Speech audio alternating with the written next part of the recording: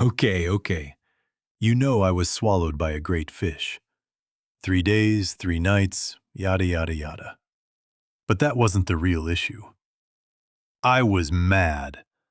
Mad at God for wanting to show Nineveh mercy. The real issue was my heart.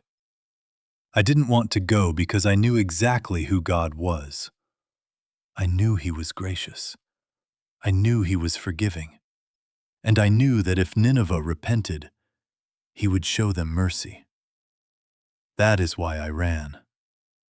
God told me, "Arise, go to Nineveh, that great city, and cry against it."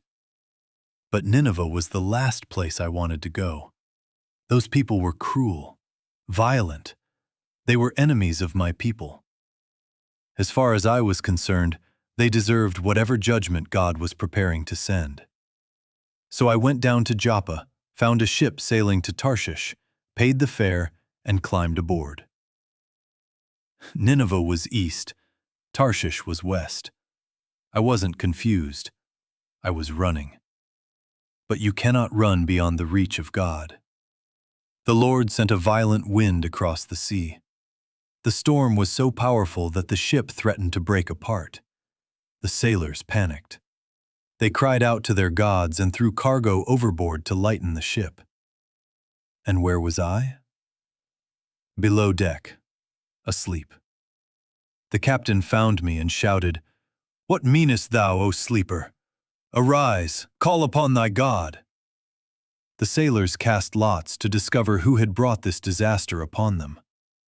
The lot fell on me. They asked who I was, where I came from, and what I had done. I told them I was a Hebrew and that I feared the Lord, the God who made the sea and the dry land. Then I admitted I was running from His presence. I told them, "Take me up and cast me forth into the sea, so shall the sea be calm unto you." They didn't want to do it. They tried to row back to land, but the storm only grew stronger. Finally, they lifted me and threw me into the raging sea. Immediately, the storm stopped. And those pagan sailors feared the Lord, offered Him a sacrifice, and made vows to Him. Even while I was running from God, He was revealing Himself to the people around me. I sank beneath the water. Weeds wrapped around my head. The depths closed over me. I thought I was going to die. But God prepared a great fish to swallow me. That fish was not my punishment. It was my rescue. For 3 days and 3 nights, I sat in complete darkness. There was nowhere to run, nowhere to hide, and nothing left to do but pray. I cried out to the Lord, and He heard me. Then God spoke to the fish, and it released me onto dry land. And the word of the Lord came to me a second time. A second time. "Arise, go unto Nineveh." This time, I went. Nineveh was an exceedingly great city. I walked through its streets and delivered the message God gave me. "Yet 40 days, and Nineveh shall be overthrown." And then something happened that I had feared from the beginning. The people believed God. They proclaimed a fast. From the greatest to the least, they put on sackcloth.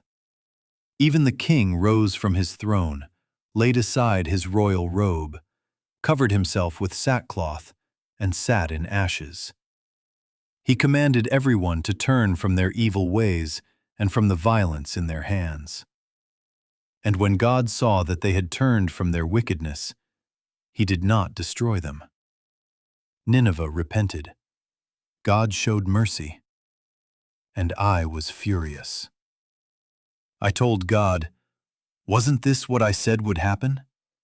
This is why I fled to Tarshish."